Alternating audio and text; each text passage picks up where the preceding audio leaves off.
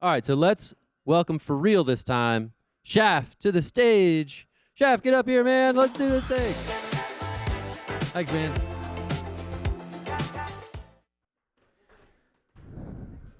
All right. Sorry. Okay, cool.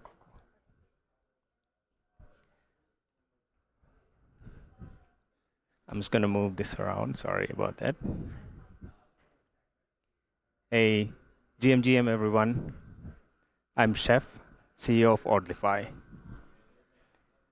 Before I get started, just a bit about me. I've been building and designing products for the past 24 years, and the last 10 years I've spent actually building and design startups. And one of the notable one is I co-founded a startup called Ordinals. It's a vector-based animation file format that is used by almost all the Fortune 500 companies, and we're also backed by Adobe and Microsoft. And now we're going to Web3. And we actually started with Ordinals the very early on. I think it was like the first week of Ordinals. Me and my co-founder jumped right onto it. And we created this collection called GMBTC, which is actually the very first dynamic ordinal. So it's a SVG that is self-contained with JS and CSS animations. So depending on when you look at it, the image actually changes to night and day. So, and this is pre-recursions, right? This is literally like just sub 100K.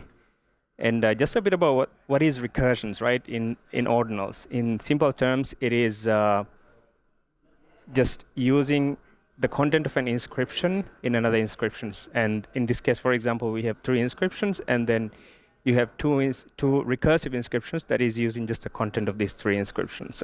I'm sure all of you already know what it is.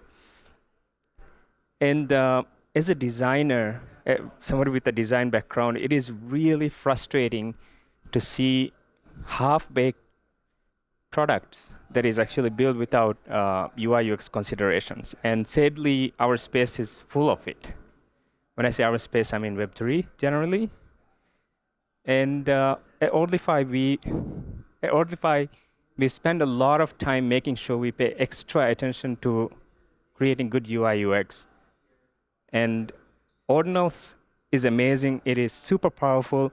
But the problem is creating an ordinal collection or anything meaningful in ordinals is not as easy as just copying, pasting a contract and dropping artwork. And we actually here to make these things super simple. And I'm just going to tell you a bit about how we are using recursions within our products. And I'll just cover these 3. Large AF files, PFP collections, and 3D artwork. Let's just go first to large AF files. So you all know that Bitcoin has block size limitations of 4 megabytes. So if you want to inscribe anything larger than 4 megabytes, it's not really possible. So with recursions, we saw that finally you could actually inscribe images or content as big as you want. So for example, you have this 27 megabyte image, and if you want to inscribe it pre-recursions, there is no way to do it. But with recursions, we saw these amazing collections like bit blocks from Billy Resti. And the whole idea is that you slice the content into multiple pieces. So in this case, like 10 by 10 grid. And then you inscribe the individual pieces. And then you create one final inscriptions that put it all back together. So inspired by Billy's work, what we did is we created a tool, a drag and drop tool, that you can just drag and drop an image as large as 50, 60 megabytes. And you can just, few clicks of a button, you can inscribe the whole thing. And we help you put it back together using one final inscriptions. And we also open sourced the actual render that we use, so anyone else can just use it to render the whole all the tiles together, and it becomes one image on the viewing a browser itself. And the next thing I want to cover is actually PFP collection. So about 2 months ago, before I get there, so imagine this is a PFP. And if you inscribe this as a single image, it can go as high as 300 kilobytes. And you all know with network fees, this can actually become really, really expensive. But if you use recursions, you can achieve the same thing with just around 600 bytes.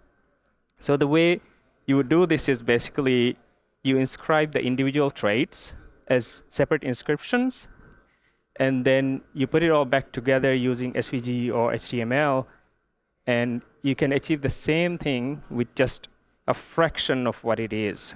And again, we've created a drag and drop tool that you can use to launch your collections, and you can use you can even import existing inscriptions as part of your collection. So you basically drag and drop your artwork, set the rarity percentages, and hit preview, and you can generate a 10K preview in just 3 to 4 seconds. And it's that easy. And we take the complexity of creating a recursive ordinal collection and make it extremely easy for everybody to use it. And the cool thing is you can go into any of these pieces and see how the piece is actually generated. You can change it around, and you can also see the overall rarity score. And just to give you an idea, this is how fast it is to create a 10K recursive collection using the studio versus actually coding it manually. And when you use Studio tool, because we use recursions, you can actually have on-chain metadata of the traits. So imagine that if by looking at the metadata, you can easily understand how is this artwork actually comprised of. So we are making it possible for rarity calculations in ordinals. This is something back in the NFT days. I remember, like whenever I app into any collection, after the art reveal, the very first thing I check is like, is the piece that I got like rare, or is it just like one of the shitty ones? And we're making it finally possible in ordinals. And since Studio launched, the Studio tool launched 2 months ago, we already have over 4,000 artists actually using this tool. And we've also partnered with 3 marketplaces, Magic Eden, Ozar, and Ordinal Hive. And this week itself, we actually announced the Magic Eden partnership. So now creators can create their artwork in Studio, a recursive ordinal collection in Studio, and just send it over to Magic Eden with just few clicks. And I forgot to mention, Studio is actually free to use now. So if you want to create your recursive PFP collections, just go ahead, sign up and use it. We don't charge anything for it. The only thing you are paying is actually the network fees for inscriptions. And our inscriptions are also, we don't charge anything on inscriptions. And the Studio is open for public. Anybody can just go to ordlify.com/studio and create your recursive collections. And the next thing I want to cover is 3D art.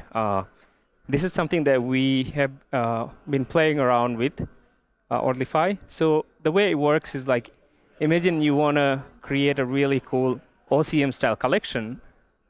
And one way to do it is, of course, you can inscribe the GLB files, the 3D files. And these are even larger than the flat files, right? Like this simple GLB file can go easily as high as 400 kilobytes. And this is really expensive. But using recursive, again, what you can do is you can inscribe the individual traits just like how we did before. And you can get it down as low as 500 bytes. So the way you would do this is, again, you have individual inscriptions of the traits, and then you have just a piece of HTML in the final inscription that has just a render library, 3JS or any of the P5JS, any of the ones. And then you would define the inscriptions that are inside this piece and just define X, Y, and Z, and that's it. I'm super excited to announce that we'll be releasing 3D support for Ordlify Studio very soon. So if any of you want to start playing around with it, just hit us up and we'll get you hooked up. And this is just a rule of thumb for recursions, right? So what you want to look for is the string that actually defines the recursion endpoint. Is it longer than the content? Sorry, is shorter than the content. So in case, in this one, for example, it's referring to a content and image, and if your image, if the image path is longer than this, or the content of the image is longer than this, then you can use recursions to save on your inscription. So this is just a rule of thumb that if you're playing around with recursions, you can easily just use this as a formula. Is my final inscription going to be larger or smaller if I use recursions? And yeah, what I've shared here is actually just a small portion of what we've been cooking. And there are already millions of artists who want to come over to Ordinals, but it's just extremely hard and complex, and a lot of times it's super expensive. So we're here to make it really easy, these complex things really easy. And if you want to geek out about recursions or Ordinals, just hit us up and come say hi. Me and my co-founder over there, and Tef is over there as well. Yeah, say hi, guys. And thank you very much.